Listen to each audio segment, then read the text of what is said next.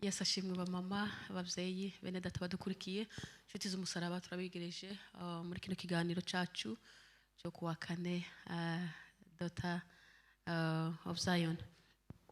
Twongeye gushima Imana yacu tugejeje kuri uno munsi n'iby'agaciro kongera kuba ijwi ry'Imana kandi turi kumwe n'abashitsi bacu. Reka kwiyegereza uwo maze kuhagera ngo wagize neza kandi Imana igumugisha kubana natwe. Nongera kwiyegereza umuvuga butumwa wacu Evangelic Jack, ngira ngo ubushize cyumweru kize twarabanye mwarabibonye, yatubereye umugisha na nubu twongeye kubana nawe. No kuri Imana umugisha kandi yagize neza kutwitaba kandi kuza gukorera Imana kuko yabisezeranye. Hallelujah. Tutatinze ndumva tugiye kuja imbere y'amaso y'Imana, hanyuma kamuhereza gahunda umwanya munini ni urubuze kuvuga, nje ndavuga makeya cyane. Kaduce bugufi mu izina rya Yesu, nawe dufatikanya kugira ngo tuyegereze Imana kubana natwe mu izina rya Yesu. Data ndagushimiye ku bihe byiza wongeye kuturemera kugira ngo twongere tugushime. Mana yanje ni wowe ubikora, iyo utabishaka ntitwari kuba hano. Wongeye kwemera mwami Imana zima ko twoza kugukorera kuri uno munsi. Ushimwe uburinzi bwawe budasanzwe Mana n'ubuntu bwawe bubana natwe igihe cyose aho tuba turi hirya no hino. Icumwe rundi cinshi mwami Imana wabanye natwe n'abamama n'imiryango yacu. Reka tugushire hejuru mwami Imana yanje uno munsi Mana twongeye guca bugufi imbere y'ubwiza bwawe gitare gikomeye mwami. Mbere yo kugira ico tuvuga, mbere yo kubakanwa kawe, mbere yuko mwami ugira ico tunyuzamo, utweze dutunganye Nyiringabo, ntihagire mugayo mwami, tubabera kuko nawe wera bidusaba mu izina rya Yesu. Reka Nyiringabo weza akanwa kacu, bitekereza imitima mwami, data we mubiri yacu kugira ngo mwami Imana ntihagire umugayo tugaragara kuno musi wa none. Habwe icubaro data bara ko tweje dutunganye, baradukurikira hose hirya no hino, ubagire neza bakingura imitima tuze kubana nabo mwami Imana. Twese tuganirize mwami Imana ku bushake bwawe, mukabara w'Imana. Reka kwiyegereze kugira ngo uzuyobore gahunda zose kandi udukoreshe ibyo ushaka n'ibyo wishimira bizo bigaragara hano mwami. Nongeye gucisha bugufi mwami Imana yanje, imbaraga z'umwijima zose data zishobora kurogoya kino kiganiro, gishobora gutuma mwami Imana abantu baba distract bumve ibyo washatse kuganira nabo mu izina rya Yesu. Ngo aho bari bicaye ubahe gutuza ndetse no kumva kandi ubasobanurira ibyo washatse mwami Imana zema ko bakira kuri no musi wa none. Data tegura imitima yacu data wera we, fungura amatwi imitima kugira ngo twakire kandi twumve ico watuganije kuri no musi wa none. Urakoze kugiye gukoresha umukozi wa mwami Imana akubera kanwa data, ibyo washatse mwami Imana zima hari ibyo munyuzamo data, ibyo avuga mu izina rya Yesu. Reka bimbaraga data warazikiza imitima mwami, zubohora Mana baboshe hirya no hino mu izina rya Yesu. Urakoze kumvisha gusenga kwacu mu izina ry'umwami wacu, dusenze kandi dushimye. Hallelujah, hallelujah. Navuze ngo sivuga menshi, dushimye Imana yacu kongera kuba hano. Ngiye kwigereza umuvuga butumwa atugezeho icyo Imana mushize ku mutima. Jewe nawe dutega amatwi kandi turize imbere y'Imana, hasigaye twakire Imana yacu izitugaburira. Imana imumugisha mwishi. Karibu Papa Jacques. Murakoze cyane kutwakira mu kiganiro. Hallelujah. Kandi dushimiye Imana iduhaye no mwanya wo kugira ngo tuganire icyo Imana yadushize ku mutima, tuganira mu kiganiro, kino kiganiro kizwi nk'ikiganiro c'abamama. Turishimye cyane kuba muri uno mwanya kandi dutewe iteka no kuba muri kino kiganiro kugira ngo tubane n'abamama. Ariko kandi ndizera ko iby'Imana yaduhaye nibyubaka twese kandi byubaka umubiri wa Kristo. Turi nk'umuryango w'itorero. Izo turabishimira Imana ku bamama kuri iki kiganiro kidasanzwe badutegurira kandi gigamije kubaka imiryango yacu, twisangamo twese, yaba abagabo yaba abana, twisangamo. Rero abamama turabashimiye, Imana ibahe umugisha. Amen. Uyu munsi ndumva Imana yashize ku mutima kuganira n'imiryango, twisangamo twese, yaba abamama yaba twebwe abagabo yaba abantu bose twisanga mu miryango. Buriya Imana yashizeho imiryango umuntu wese yisangamo. Yego. Turi mu miryango, rero tugiye kuganira rero umuryango. Imana yaraduhamagaye, twarakijijwe kandi tukaba turi mu miryango, dukizwa turi mu miryango. Ariko rero imibanire y'abashakanye nico kintu ngiye kuvugaho cyane. Numva Imana yashize ku mutima imibanire y'abashakanye. Ese abashakanye bakijijwe canke abamenye Imana, imibanire yabo ni gute ni iki gituma turaza kwibaza ikibazo ni iki gituma bashakanye habamo usanga umuntu aba mu muryango atishimye cyangwa aba mu rugo atishimiye urugo kandi ari umukristo. Ni gute usanga abubakanye cyangwa bashakanye bagirana ingorane cyangwa bagira kutumvikana, ibi bivahe kandi barakijijwe. Ibyo byose turagenda muri uno mwanya mutoya kugira ngo tubiganire, ariko turakoresha umwanya Imana iduha kandi turazi ko tuza gufashwa kandi biza kutugirira akamaro. Mbere na mbere Imana yarishizeho umuryango. Imana yaremye umuryango, niwe yatangijeho, kandi ngo imare kurema umuryango irawuha umugisha, nuko irababwira ngo bororoke bagwire. Ndaza kwifashisha ibyanditswe, turaza kureba mu Itangiriro igice cya mbere umurongo wa 3. Itangiriro igice cya mbere umurongo wa 3, tuze kugira turebe Itangiriro igice cya mbere n'umurongo wa 3, dusome kugira ngo twumve ijambo ry'Imana ritubwiye. Haravuze ngo Imana iravuga iti habeho umuco ubaho. Imana ibona ku umuco ko ari mwiza. Imana itandukanya umuco n'umwijima. Imana yita umuco amanywa, umwijima iwita ijoro. Buragoroba buraca, uwo ni wo munsi wa mbere. Amen. Imana yamaze kurema isi, imaze kubona isi, ariko ngo isi yari iriho ubusa, ni ukuvuga ngo isi yari dark, yari umwijima, ariko ngo Imana ivuga ngo habeho umuco. Ngo Imana ibona ko umuco ari mwiza, noneho ngo yita umuco, ngo itandukanye umuco n'umwijima. Habaho umuco ngo iwita amanywa, umwijima niwo waje kuba ijoro. Noneho ese impamvu y'umuco ni iki? Mu bimwe twavugaho ku miryango, mu bintu bimwe bizana ingorane mu miryango, mu bisanzwe ni uko hataba umuco. Mu miryango ntihaba umuco. Umuco ni ukuvuga iki? Ndaza gusobanura ibi jambo ry'umuco. Ni ukuvuga ngo umuco ni ugukorera muri cyangwa kuba mu buzima bufite umuco, muri transparency. Tibivuze ko ibibazo bitabaho, ibibazo bibaho, ariko mu bibazo byose muhura nabyo bisaba ko hagaragara umuco. Ibintu nyamukuru bizana ingorane mu miryango nuko hataba umuco, nuko umuntu ashaka guhisha mugenzi we, umuntu ntashake kuba open kuri mugenzi we, cyangwa kubohoka, cyangwa kuba ari uvere, cyangwa sinzi ijambo nakoresha, ariko kuri mugenzi we. Noneho iyo umuntu ahishe kera kijya n'ikibazo, habe nubwo ico uhishe kidakomeye cyangwa ni ari ibintu bisanzwe, ariko kera wagaragaje guhisha kandi wo mwubakanye. Dusubiye inyuma gato, Imana yavuze ngo bamaze kubakana abantu babiri, Imana imaze kubahuza, ntibasura kuba babiri, baba ngo umuntu umwe. Noneho rero iyo abantu bamaze kuba umuntu umwe, ni ukuvuga ngo bategezwa kubwirana ukuri kose. Iyo tuvuga umuco tuba turavuga ukuri, tuba tuvuga wenda turaza kubireba neza tubisesengura uyu muco ico bivuze mu muryango. Noneho iyo hagaragayeho akantu gasa no guhisha ikintu mu muryango, ngahisha mugenzi wanje, mu by'ukuri gatuma mugenzi wanje anyibazaho, cyangwa akibaza ko igituma mpisha niki. Noneho ugasanga habaye kutizerana, za ngorane zikaba ziravutse. Noneho ngasanga sinizeye mugenzi wanje, nawe ntanyizeye. Kubera iki? Nagerageje guhisha, sinamukinguriye ngo umenye ikintu cyose iki. Ariko kandi Imana yavuze ngo aba bantu babo umuntu umwe.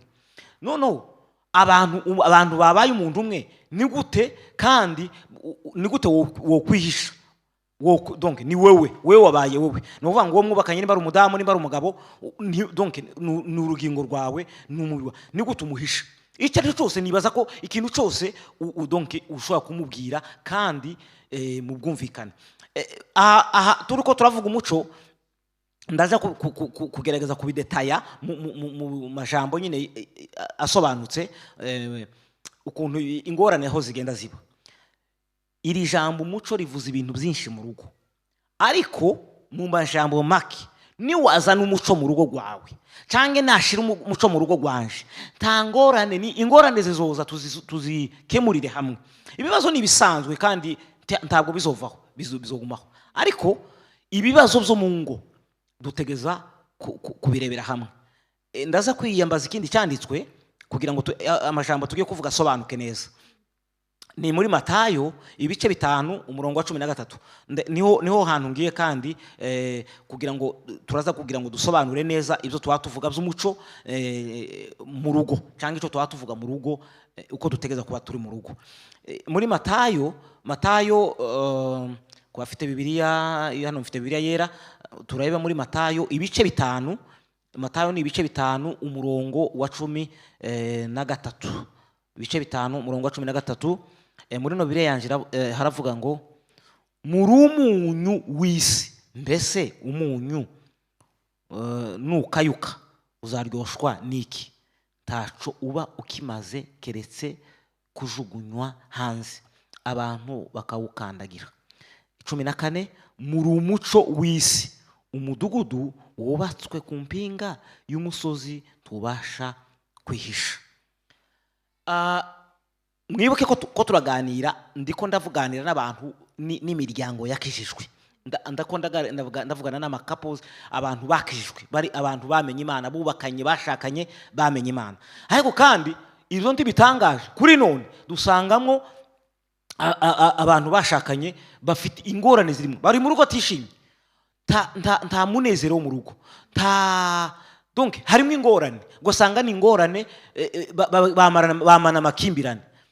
Umva Bibiliya yatubwiye ngo muri umunyu w'isi, umunyu ni gukora, umunyu uryosha ibintu.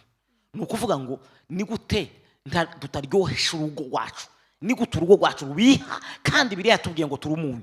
Umva, ni kwa kundi usanga tutarazanye umuco. Uyu muco twavuze hano ni Imana mu rugo, umuco ni Imana. Usomye wenda ibyanditswe, kuko wenda nituja gufata umwanya gusoma, umwanya wacu uratubana muto, ariko ndaza kubarangira aho musoma Yohana ibice 8:12 haravuga, Yesu aravuga ngo nije muco w'isi. Donc Yesu ubwo yivuga none ukuvuga ngo Imana niyo muco, ni ukuvuga ngo twebwe twamenye Imana, nzanye Imana mu rugo rwacu rwanje, cange uzanye Imana mu rugo rwawe, uzanye umuco. Ntabwo rero ushobora kuba mu mwijima, ntabwo ushobora gukorera mu mwijima. Nuhisha mugenzi wawe nta muco uzobukurimwo, uzoburi kurakorera mu mwijima. Guhisha uwo mwubakanye uri kurakorera mu mwijima, tuburi kurakorera mu muco. Nta muco uragira muri wowe. Umuco twavuze nihe? Ni Imana. Imana ubwayo ni umuco. Iyo yamaze kuvuga ngo ire mu muco, ngibona kari mwiza. Kandi Bibiliya yatubwiye ngo Yesu akavuga Yohana 8:12 nije muco w'isi, ni Yesu muco w'isi. Nukuvuga ngo twakiriye Yesu nk'umwami n'umukiza ubugingo bwacu, dutegeza kuba umuco, dutegeza kuzana umuco mu ngo zacu. Ikindi dutegeza kuzana uburyohe. Turi umunyu, umunyu uzana uburyohe. Reka mbereke ingorane aho ziva mu ngo zacu. Akenshi titubwizanye ukuri, ngasanga ko ndakora ibintu ndahisha uwo twubakanye. Kandi uwo twubakanye dutegeza kuganira, nimba ari imigambi, nimba amaplani, ntegeza kumubwira. Ugasanga umuntu arasohotse tabwiye uwo bubaka, communication. Iyo hatari communication mutavugana, nta muco buhari. Umuntu aragenda yigenda iyo yishakiye, arasohoka uko yishakiye, tabwira uwo bubakanye. Wamubaza atese nimba ari umugabo yagiye, umugore akavuga ati simbizi. Aho nimba ari umugore ati yagiye simbizi. Mu bisanzwe uwo twubakanye ntategeza kugenda simenye iyo yagiye, ngo donc mbazwe tazi iyo yagiye, cange ngo nsoke mu rugo tabwiye uwo twubakanye ngo ngiye hanaha. Birashobora guhinduka ngafata gahunda, ariko nanone niyo bihindutse, iyo nagiye ngafatirwa yindi gahunda kuja handi, nanone communication, dufite communication. Iyo hatari gukominikana, iyo hatari kuvugana, kuganira, nta muco uba uri mu rugo. umuco nuko tuganira ikintu cyose twakivugana, umuco nuko tubwizanya ukuri ku kintu cyose cyo mu rugo. Urebe mu bintu bijanye n'ubutunzi ugasanga uwo mwubakanye tazi iby'ubutunzi uko bwabwenda iki, nawe ni umuntu mwubakanye, witwa umuntu mwubakanye, kandi bizitwa urugingo rwawe, utegezwa kuganira, mukaganira iby'ubutunzi bwanyu, ibyo mu plan yanyu, ibyiki, nawe agashiramo uruhare ukamwumva. Ndabizi iyo tuva mu karere imico yacu hari ukuntu usanga abantu bakuriye, usanga hari ukuntu wasangaga hari ukuntu wasangaga ubutunzi buzwi n'abagabo gusa, abadamu babo bikenshi wenda ntibamenye, bimwe na rimwe tugasanga ntibabuzi. Ariko mukuri kw'ijambo ry'Imana, umuntu mwubakanye ni urugingo rwawe, mutegeza kubwizanya ukuri mu bijanye n'imitungo, mu bijanye n'iki. Njewe ndaganira n'abantu, hari abantu nigeze kumva ko batishimye, abaye mu rugo atishimye, abaye mu rugo yumva atanezerewe kuba mu rugo, donc atishimiye urugo. Noneho kibaza uyu muntu ubuzima bwiwe buzagirwaho ingaruka n'ibi bintu. Iyo umuntu afite intimba zo mu rugo biramukurikirana, hari ibintu bigenda bimukurikirana kubera za ntimba yakuye mu rugo, yabizitewe n'uwo bubakanye, cyangwa ukuntu mu bisanzwe uwo bubakanye yategezwa kuba buzuzanya cyangwa bumvikana. Kandi noneho urumva Bibiliya yatubwiye ngo hategezwa kuba nk'uburyohe, none bwa buryohe ntibubonekemo. Kandi igihe Imana arema Adamu na Eva ngo bari muri Edeni, ngo Edeni mu yandi majambo zasiguranga ngo uburyohe, umunezero. Edeni yari harimo umunezero w'Imana mbere batararwa, mbere bataracumura ngo bave ku Mana. Noneho rero urugo tugiye kubaka mu rugo, tuba tugiye kwinjira ahantu urugo rwacu rutegezo, tuba twaramenye Imana. Imana yaje kutugarurira kuba muri Edeni, Imana yaje gusa kugarura umuntu gusura muri Edeni. Ya Edeni yakuwemo bwa mbere ko ashumuye, Imana yigarura. Ni ukuvuga ngo rero iyo twazanye Imana muri twebwe tuba dusubiye muri Edeni. Edeni ni iki? Ni ukuba turi mu rugo turyohewe. Ntibivuga ko tudahura n'ibibazo, ibibazo turahura nabyo, ariko ibibazo tubitemurira hamwe, tuzigira hamwe. Ariko ingo zacu ugasanga abantu barubakanye ariko bamana ingorane, bamana umwe guhisha wundi, byaguhishana ugasanga nizo biviramo intonganye, kubera iki wagize ibi, kubera wagize ibi. No, ikindi kiba mu rugo donc iyo hari umuco habaho kwihanganirana, ukihanganira mugenzi wawe, intege nke za mugenzi wawe ukazihanganira. Ikindi habaho kuvuga ngo mbabarira, ukamenya gusaba imbabazi uwo mwubakanye, ukamubwira nti mbabarira kuri iki.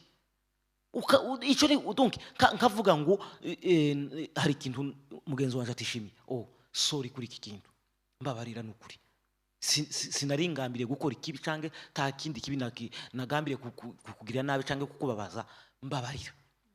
Iyo kintu itegeza kuba mu rugo. Urebye uburyo Imana yaturemye twebwe abagabo n'abagore, reka nze tubirebe mu Banyefeso ibice 5 umurongo wa 22, twumve Imana ndasoma nihuse kugira ngo twumve Imana yavuze ku mugabo n'umugore ibavugaho. Abaefeso ibice 5 umurongo wa 22, twumve ico Bibiliya ivuga. Abaefeso ibice 5 iravuga ngo bagore mugandukira abagabo banyu kuko mugandukira umwami wacu, kuko umugabo ari we mutwe w'umugore uwe, kuko Kristo ari umutwe w'itorero, ari ryo mubiri uwe, ni nawe mukiza waryo. Ariko nkuko itorero rigandukira Kristo, aba ariko abagore bagandukira abagabo babo muri byose. 25 bagabo mukunda abagore banyu kuko Kristo yakunze itorero akaryitangira ngo aryeze amaze kuryogesha amazi n'ijambo rye. Amen. Ndashaka kuvuga kuri kino kintu. Umva uko turi mu miterere, turemwe mu miterere itandukanye, abagabo n'abagore, ariko kandi twuzuzanya mu rugo. Tituje turi abantu babi, tuje kuzuzanya. Umugore wawe aje kukuzuza wowe mugabo, Bibiliya yanamwise ngo umufasha. Ikindi umugabo nawe uruzuza umugore. Noneho rero umva Imana uburyo turemwe, abagore bakeneye gukundwa, abagabo bakenewe kubahwa. Nigeze kumva umukozi w'Imana umwe avuga ngo nyine ariko yigisha kuz'abagabo n'abagore ibyo mu miryango, aravuga ngo abagabo ikintu bakunda kubahwa, ntibakunda ko umuntu mu rugo aba yumva ko ushaka ko undi muntu yomuja hejuru. Akoresha n'ijambo nyine ashaka gutera urwenya, avuga ngo n'izi nyoni zibaca hejuru burya ngo zirabababaza, kubera nyine badashaka ikintu cyobaja hejuru. Ati n'inyoni zijya mu nyoni ziguruka zibaciye hejuru zirabababaza. Abagabo ijambo ry'Imana rivuga, kuri rizi imiremere y'abagabo. Abagabo bakunda kubahwa, ashaka ngo yubahwe mu rugo. Kandi Bibiliya nicyo yavuze ngo bagore mwubaha abagabo banyu, mububahe. Ngo kandi umva none wagereranya ikintu gikomeye cyane, ngo nka kurya itorero ryubaha Kristo, abe ariko namwe mwubaha iki abagabo banyu. Tumva igaruka kandi bwira ngo abagabo namwe mukunda abagore banyu nka kurya Kristo nawe yakunze itorero akaryitangira. Murabyumva ibintu bibiri, ibi bintu donc umwe akoze inshingano ziwe muruzuzanya. Reka nkwereke, iyo umuntu yubasha umuntu aba namukunze, ntiwo kubaha umuntu udakunze. Iyo umuntu nanone akunze umuntu, nanone nawe abamwubashe, yubaha uwo akunda, uwo ukunda uramwubaha. Noneho rero abagore bashaka ngo babone urukundo, apana kuruvuga gusa, urugaragaze, ugwerekana. Apana ko hari abantu bavuga bakavuga ngo ndamukunda ngo nyine ku mutima, ngo nubwo ndabigike. Oya, reka kuvuga gusa ngo uramukunda ku nani, bigaragaze. Reba donc hari ukuntu kuzerekana ni gute. Hari ukuntu murabizi uburyo wabyerekeza kwerekana kwinshi. Hari nk'ibyo twagenda dufatiraho ingero z'uburyo wagenda abantu bakundana, ukagira umunsi umwe ukamukorera surprise, ukamusohokana. Donc kuri kwa kumukunda mubwira amajambo meza, umubwira amajambo meza. Umugabo umwe ngo ari umugabo mvuga akakantu nako, umugabo ngo w'umukire n'umugabo w'umukene, ngo umugabo w'umukene umugore wiwe ngo akabyibuha cyane, umugabo w'umukire umugore bakananuka. None wa mugabo w'umukire aza kubaza uw'umukene ati se uyu mugore wawe ko abyibuha niki? Je wanje nagerageje kugira ngo abyibuhe byaranze. Urya mugabo w'umukene abwira wa mugabo w'umutunzi ati nzamugaburira indi ururimi. None wa wundi we amavuga ati indimi, ariko aja kurangura ngo inyama zose zo muri zindimi, indimi z'inka, iz'ihene, iz'inki nimbari iki zose ararangura azana muri frigo ngo aruzuza. None ngo umugore ngo azajya inyama z'indimi, ariko ngo arajya biranga ati ntuzananiye. Ati yo aramuseka cyane, nibyo tijewe ntabwo nakubwira ururimi. N'amagambo meza, mubwira amagambo meza, agereza kumubwira amagambo meza. Hari abantu numvise jewe ngo ntashobora kubwira umugore we sheri. Ibyo nabyo ntabwo okay, bivana wenda naho wakuriye cyangwa uburyo wakuze, si wenda imikurire yawe wenda kugira ngo uhinduke. Ariko kameme gerageza kubwira umugore wawe neza, mwereke, tuvuge gusa ngo uramukunda, garagaza muri rwa rukundo, ugaragaze. Nimbura iminsi y'amavuko, wibuka umunsi w'amavuko, umukorere surprise, muzanire flower, mutegure flower, muzanire, umukorere ikintu. Donc ashaka ngo abone uburyo. Na Bibiliya hariya hepfo aho twasomye mu Banyefeso yavuze ngo bagabo ngo mukunda abagore banyu ngo kugira babone uko babubaha. Urumva bwa mbere, bagabo dutegezwa gukunda abagore bacu, kandi kubakunda tubigaragaze. Yes, umenye umunsi w'amavuko umugore. Hari abantu batababazi, donc batabyitayeho iki, ariko ibyo ni ibintu utegeza kwitaho ukabyiga. Ni gute shaka ku urugo rwanje, ntegeza kuko ruba rwiza. Imana yambwiye ngo ntegeza gukunda umugore wanje, hanyuma simukunde. Kandi kumukunda si ukumukunda gusa ngo bibi iyo ngiyo, ndabigaragaza mu bikorwa, si amajambo gusa, bigaragaza mu bikorwa. No bizahana umugore wanje kunyubaha.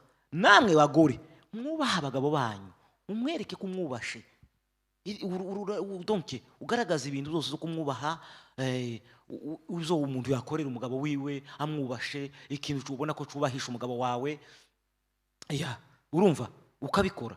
Abagabo umenye mu by'ukuri iki ni ikintu twese ari abantu usanga wenda bivanye n'ikuntu aho bakuriye bumva ko baremereye cyangwa bagira itsinde ry'ikigabo badashobora kuvuga ngo iki, ariko ushaka ku rugo rwawe ruba rwiza. Kandi ikindi twirengagiza ibi bintu, uko urugo umuntu aba mu rugo afite intimba birimuremera indonke, bimugiriyeho ingaruka. Ikindi kandi babana banyu buriya barareba imibanire yanyu, birabakurikirana.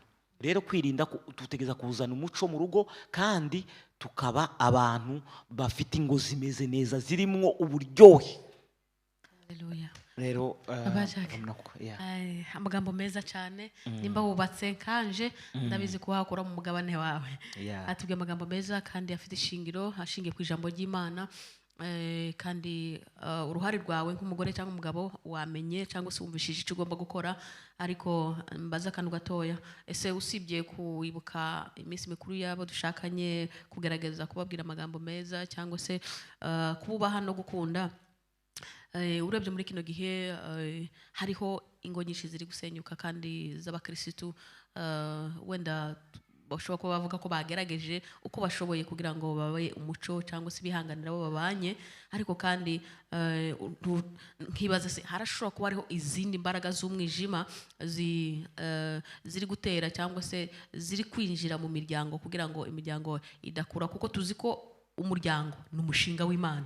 Kandi Satani umushinga wiwe ni uwo gusenya, ni uwo kurimbura, ni uwo kwica. Ese huba hari, usibye kuvuga ngo twebwe ubwacu uruhare rwacu, hari izindi mbaraga z'umwijima zishobora kuba zifitemo uruhare mu miryango yacu kugira ngo idatere imbere, kugira ngo noneho tumenye uko tuzimenye noneho n'ukuntu twohagararamo cyangwa se twazirwanya kugira ngo turusheho kugira ingo nziza zirimo ibyishimo kandi zibera umuco twebwe muri wa muryango ndetse n'abandi. Kuko mu rugo rwanje niba hari umuco, nzabera umuco umuturanyi, nzabera umuco itorero ryacu. Izo mbaraga birashoboka ko hari izindi mbaraga ku ruhande z'umwijima ziva muri bwa bwami bwa Satani, ziri gutera Satani, kuko tuzi intego yiwe, tuzi misiyo yiwe niyo gusenya. Kandi umushinga w'Imana, umushinga w'urugo ni Imana yawutangije kandi igomba kuwukomeza. Bivuze ko wavuze ngo urugo umuco, urugo tugomba kuba turi umuco. Hatarimo iyo Mana, birashoboka ko aba bantu wenda babererekeye Satani, hakaba hari umwijima, umwuka w'umwijima winjira ugatangira wenda kubasenya, utuma batihanganira, utuma badakundana neza, utuma batavuga ya magambo meza, cyangwa se badashobora gukunda kuri rwa rugero. Sinzi ko kirazinze, ariko ndacumva cyane. Hariho imbaraga zirwanya imiryango, yes, zirahari kandi iz'umwanzi. Ariko ni kwa kundi twavuze ngo uzanye umuco mu rugo uzatuma muhuriza hamwe. Noneho muri kwa guhuriza hamwe mugafatanya gusengera umuryango. Noneho iyo musengeye umuryango, ni wa muco twavuze ko ari Imana, muzanye Imana mu rugo, mubasha guhangana na ya myuka irwanya umuryango. Ariko igihe mutumvikana, ntimuba mugihuje, ntimusengera hamwe. Kandi Bibiliya hari akantu ivuga ngo babiri canke batatu, ikaza kongeraho no gatatu, ngo bari hamwe ngo mbandi hagati muri bo. None urumva Imana ihera kuri babiri ni umugabo n'umugore, uwa gatatu aza kwenda kuba umwana wiyongeramo. Ni ukuvuga ngo Imana ibiri hagati muri bo. Rero iyo bahuje, ni ukuvuga ngo umugabo n'umugore bagira guhuza, noneho bagasenga, Imana iza ikabagwanira mu bibazo. Umwanzi yego bien sûr ararwanya kuko ari projet y'Imana, ariko kandi icyo twatuvuga hano ni uguhuza. Iyo bazanye Imana muri bo, bafatanira hamwe no gusengera hamwe gutyo. Kuba byeyi cyangwa se amakapozi afitemo wenda bamwe batazi Imana, cyangwa se wenda bazi Imana ariko batabishikamyemo cyane bagerageza, ariko bikabananira kubera ko nyine badafite za mbaraga z'umwuka wera zibafasha kugira ngo bagere kuri rwa rugero rwiza. Niye nama wabagira urugero, wenda umugore arashikamye mu by'Imana, umugabo ntashikamye, cyangwa se umugabo ashikamye mu by'Imana cyangwa ntabyumva, ariko umugore wenda akashikama, ugasanga impande zombi zari zikwiye kuzuzanya, tizazuzuzanya kubera iki rwa rugero ya ntambwe umwe muri batarageramo. Niye nama wababwira. Inama nabagira nibyo urumva twavuze, wenda abubakanye bombi bakijijwe, ariko hari abasanga umwe akijijwe undi dakijijwe. Ibi muri iki gihe wa wundi ukijijwe niwe wumva ibintu, afatanya donc yikorera urugo mu kurusengera, mu kuzana Imana mu rugo. Donc wa muco twavuze akawuzana mu rugo iwe, abera wa wundi bubakanye umuco aziba cacu ya noneho akaziba cacu akabera wa wundi ujya bubakanye akamubera umuco, noneho azana Imana mu rugo bya bindi, noneho kuko biravuga ngo abana biwe bazezwa kubwiwe. Donc wa wundi usengera niwe usengera urugo, niwe wikorera urugo, niwe mwinginzi w'urugo, noneho rero akabare ko azana Imana mu rugo.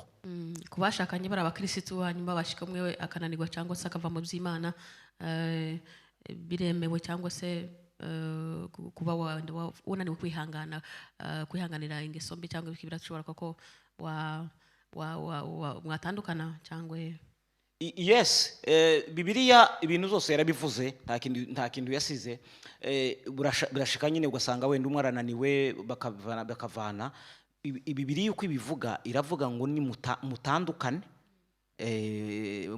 Donc iyi divorce nk'uko babivuga hanze mukayikora, donc umwe akaba hariya, ariko mugumana wa muco, ni ukuvuga wa muco ni Imana, ni Kristo.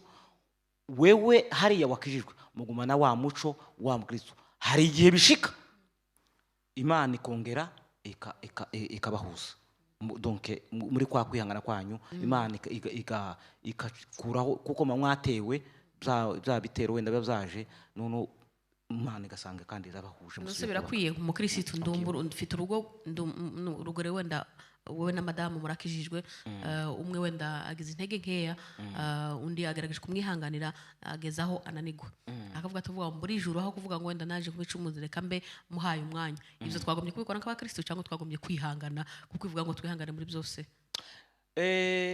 Tugomba kwihangana, mu bisanzwe biritinda ku kwihangana, kandi kwihangana ni ikintu gitegeza kuba mu rugo, utegeza kwihangana.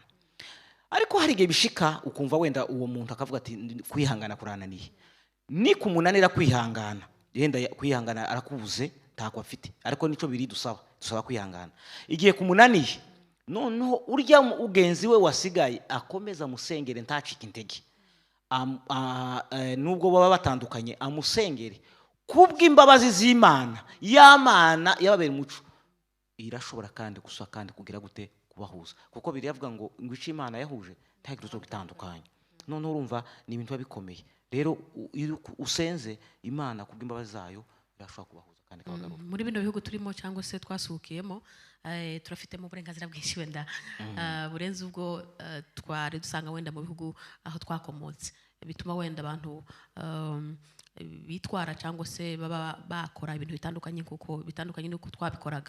Urugero wenda iwacu turazi kuko umugabo ari umutwe w'urugo, kandi ari we ushinzwe nyine cyangwa se wakagombye gushakisha umugati, gutunga umuryango, n'umubyeyi wenda na wenda akita ku bindi. Ariko hano usanga twese dufite wenda nk'inshingano zisaka zingana, ku buryo wenda abagabo bo bifata mu bundi buryo bakavuga ati abagore ba hano ntibubaha kubera ko ntibakoze inshingano zabo. Urugero twagiye mu kazi twembe turagarutse, nidushika mu rugo zaba ngombwa wenda ko dufatikanya, ukumva kuko nateshutse ku nshingano zanje, sinakubashe, sinagukoreye wenda ibyangombwa bikwiriye wenda nko kugutegura ibikini, kandi wenda twembi tuvuye ahantu turarushe. Ese nko muri bino bihugu simvuze ngo tureke inshingano zacu zo muri Bibiliya zo kuvuga ngo wubahe umugabo cyangwa umutegure. Ese kuba hano ni ukuvuga ngo ukore utuntu tw'ingenzi twa buri munsi twose dufatikanyije nawe, hari ikibazo Bibiliya irabyemera cyangwa ni bya bindi by'imico bikurira naho twavuye? Bibiliya irabyemera, dutegeza gufatanya muri byose. Icyambere twavuze ngo umugabo arakunda umugore wiwe, umugore wiwe nawe arubaha umugabo. Nanone muri kwa kubaha harimo gukunda, no muri kwa gukunda harimo kubaha. Nta kuntu twoba arushe ngo tuzi twese akazi ka hano uko bimeze hano. Dutegeza gufatanya ibintu byose hano.